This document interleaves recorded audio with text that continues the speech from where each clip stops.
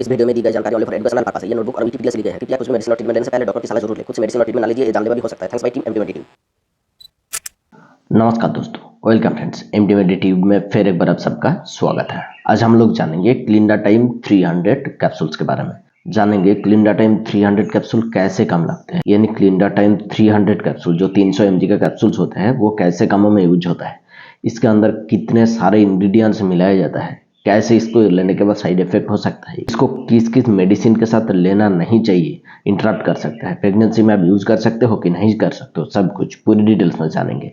पूरी वीडियो के साथ बने रहिए, पूरी जानकारी लीजिए, क्योंकि आधा अधूरा जानकारी जानलेवा भी हो सकता है। चलिए one step line of advance medical knowledge की तरफ बढ़ते हैं। क्लिंडाटाइम कैप्सूल, जिसको मैनकाइंड फार्मास्यूटिकल कंपनी द्वारा मार्केट में लाया जाता है, इसका जो प्राइस हो सकता है 150 से लगाकर 170 रुपये के बीच में 10 कैप्सूल्स बहुत ही आसानी से आपको हर मेडिकल स्टोर में मिल जाएगा। ये प्राइस जो मैंने बताई ये करंट प्राइस है, टाइम के साथ साथ अपडेट हो सकता है। क्लिंडाटाइम 300 mg के अंदर जो कंटेंट सॉल्ट मौजूद है वो है क्लिंडामाइसिन। क्लिंडामाइसिन इसके अंदर 300 mg के स्ट्रेंथ में मिलाया जाता है। हालांकि मार्केट में क्लिंडामाइसिन 150 mg, 300 mg और 600 mg सभी के फॉर्म में बनाया जाता है। आज जो मैंने क्लिंडाटाइम 300 की वीडियो बना रहा हूँ ये सबकी ही डोज के रिव्यू होगा, यानी सब क्लिंडामाइसिन के ही रिव्यू होगा। सिर्फ डोज को कुछ अलग हो सकता है, डोज का फर्क हो सकता है, और सभी का रिव्यू एक ही होगा। इसके अंदर जो क्लिंडामाइसिन मेडिसिन है, क्लिंडामाइसिन एक तरीके का एंटी बैक्टीरियल मेडिसिन है, यानी एंटीबायोटिक मेडिसिन है, जो बैक्टीरियल इन्फेक्शन को प्रोटीन सिंथेसिस को ही रोक देता है, और प्रोटीन सिंथेसिस रोक जाने से बैक्टीरिया खत्म हो जाता है, और उसके वजह से यानी बैक्टीरियल इन्फेक्शन के वजह से जो कोई भी प्रॉब्लम होता है वो सॉल्व हो जाता है। इसीलिए क्लिंडामाइसिन बहुत ही ज़्यादा यूजेस लिया जाता है डॉक्टर के द्वारा। जैसे कि यूज में से डेंटल में इन्फेक्शन हो गया हो, यानी दांत में कहीं पर भी इन्फेक्शन हो गया हो, गाम में इन्फेक्शन हो गया हो, यानी दांत के मासूड़ों में इन्फेक्शन हो गया हो, उस सिचुएशन में उसको ठीक करने के लिए, यानी उस इन्फेक्शन को ठीक करने के लिए डॉक्टर द्वारा सबसे ज़्यादा इस मेडिसिन का यूजेस लिया जाता है। स्किन के इन्फेक्शन को ठीक करने के लिए भी यूजेस लिया जाता है। सॉफ्ट टिश्यू को इन्फेक्शन, यानी स्किन के जो सॉफ्ट टिश्यू होता है उसमें जो इन्फेक्शन होता है उसको ठीक करने के लिए यूजेस लिया जाता है। ऑपरेशन से पहले भी यूजेस लिया जाता है, ऑपरेशन से बाद भी यूजेस लिया जाता है। ऑपरेशन से पहले जब यूजेस लिया जाता है तब बैक्टीरियल ग्रोथ को रोकने के लिए, बैक्टीरियल ग्रोथ होने ना पाए उस टाइम भी यूजेस लिया जाता है। और ऑपरेशन के बाद जब ऑपरेशन हो जाता है उसके घाव को सुखाने के लिए, बैक्टीरियल इन्फेक्शन ना हो उसके लिए भी इस मेडिसिन का यूजेस लिया जाता है। ये बहुत ही अच्छा मेडिसिन माना जाता है। आरटीआई यानी रेस्पिरेटरी ट्रैक्ट में कुछ भी इन्फेक्शन हो गया हो, उसके वजह से जो कुछ भी प्रॉब्लम होता है उसको ठीक करने के लिए क्लिंडामाइसिन का यूजेस लिया जाता है।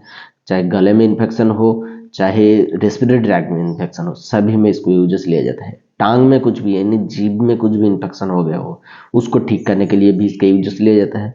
बोन में कुछ भी इन्फेक्शन हो गया, यानी हड्डी में या हड्डी के जॉइंट्स में कुछ भी इन्फेक्शन हो उसको ठीक करने के लिए भी यूजेस लिया जाता है। पेट में कुछ भी इन्फेक्शन हो उसको ठीक करने के लिए, पुराना कोई घाव हो, सूख नहीं रहा हो, उसको ठीक करने के लिए भी यूजेस लिया जाता है।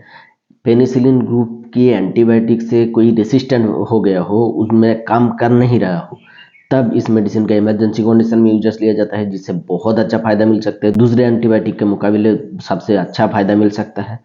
प्रेगनेंसी पर्याय में अगर मलेरिया की इन्फेक्शन हो गया, प्रेगनेंसी पर्याय में कोई भी इन्फेक्शन के लिए सब एंटीबायोटिक नहीं चलाया जाता, लेकिन ये सेफ माना जाता है। डॉक्टर की पसंदीदा मेडिसिन में तो एक है। क्लोरोक्विन मेडिसिन के साथ इसको देना पड़ता है प्रेगनेंसी पर्याय में, ये बहुत ही सेफ माना जाता है, लेकिन डॉक्टर के सलाह के साथ यूजेस कर सकते हो आप। प्रेगनेंसी पर्याय में मलेरिया को ठीक करने के लिए क्लोरोक्विन मेडिसिन के साथ इस टैबलेट को या इस कैप्सूल्स को दिया जाता है। कोई भी पेशेंट की मलेरिया के ट्रीटमेंट के लिए भी इसको दिया जाता है। हालांकि मलेरिया की ट्रीटमेंट के लिए क्लोरोक्विन टैबलेट के साथ डॉक्सीसाइक्लिन का मेडिसिन बहुत ही अच्छा माना जाता है, लेकिन इसको भी डॉक्टर के सेकेंड चॉइस में दिया जाता है, जिससे बहुत अच्छा फायदा मिल सकता है। और भी बहुत सारा बैक्टीरियल के इन्फेक्शन को ये ठीक कर सकता है।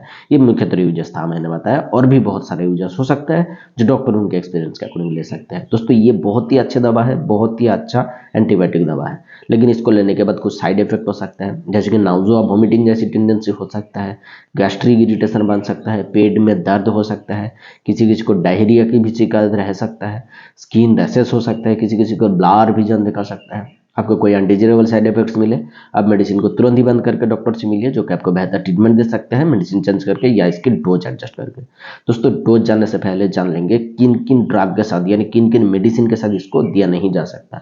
एजिथ्रोमाइसिन जिन पेशेंट का चल रहा हो, यानी एजिथ्रोमाइसिन जो एंटीबायोटिक आते हैं उस मेडिसिन के साथ ये मेडिसिन नहीं दिया जा सकता। इसके काम करने की क्षमता कम हो सकता है। एरिथ्रोमाइसिन एंटीबायोटिक के साथ नहीं दिया जा सकता। क्लोरामफेनिकल टैबलेट्स के साथ ये मेडिसिन नहीं दिया जा सकता है। और एरिथ्रोमाइसिन जो एंटीबायोटिक होता है उसके साथ भी ये मेडिसिन दिया नहीं जा सकता। और भी बहुत सारा मेडिसिन है इनके साथ इंटरेक्ट कर सकता है। ये जो मुख्यतर नाम था, मेन नाम था, ये मैंने बताया। और डॉक्टर आपको जांचने के बाद ही ये मेडिसिन प्रेस्क्राइब करता है, सो डॉक्टर के सलाह से ही लेना बहुत ज़्यादा जरूरी होता है।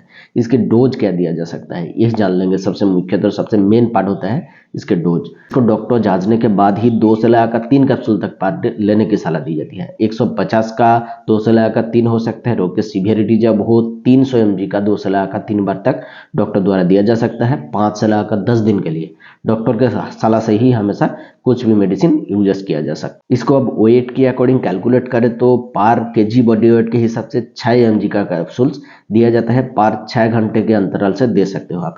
यानी 1 kg जिनका वेट हो उनके 6 mg का टैबलेट 6 घंटे के अंतराल से आप दे सकते हो। 2 बार से लेकर 3 बार तक पर डे दिया जा सकता है। यही डोज होता है। डोज अच्छे तरीके से कैलकुलेट करने के लिए आपको डॉक्टर के पास जाना पड़ेगा। डॉक्टर रोग के गंभीरता देख के ही डोज कैलकुलेट करता है। इसके सेफ्टी इंफॉर्मेशन क्या है, यूज करने से पहले किन किन चीज़ों को ध्यान रखना बहुत ही ज़्यादा जरूरी होता है। जैसे कि प्रेगनेंसी और ब्रेस्ट फीडिंग मदर में डॉक्टर के सलाह के साथ यूज करना। हालांकि ये सेफ माना जाता है प्रेगनेंसी में, डॉक्टर के सलाह के साथ फिर भी यूजेस किया जाता है। और ब्रेस्ट फीडिंग मदर में यूजेस करने के बाद बच्चे में कुछ इंटरप्ट कर सकता है, यानी बच्चे के लिए कुछ खराब साबित हो सकता है। इसलिए डॉक्टर सावधानी से इसको डोज एडजस्ट करके ही देते हैं, खुद से यूजेस नहीं किया जा सकता है। इनके कंटेंट से पहले भी कोई एलर्जी रह चुका हो उनको नहीं दिया जा सकता। 15 साल से नीचे बच्चों को नहीं दिया जा सकता। और सभी में डॉक्टर जांचने के बाद सेफली यूजेस लेते हैं। दोस्तों आज के लिए बस इतना ही इन्फॉर्मेशन देना था। अगर वीडियो अच्छा लगे तो लाइक कीजिएगा और हमारे चैनल को जरूर सब्सक्राइब कीजिएगा ऐसे ही वीडियो पाने के लिए। मिलेंगे अगले वीडियो पर, तब तक के लिए सुरक्षित रहिए, अच्छे रहिए, धन्यवाद।